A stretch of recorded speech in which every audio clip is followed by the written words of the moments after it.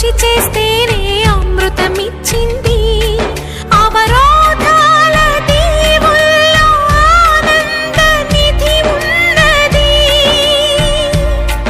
కష్టాల వారధి దాటిన వారికి సొంతమవుతుంది. తెలుసుకుంటే సత్యమిది, తలచుకుంటే సాధ్యమిది. మౌనంగానే ఎదగమని మొక్క నీకు చెబుతుంది. ఎదిగి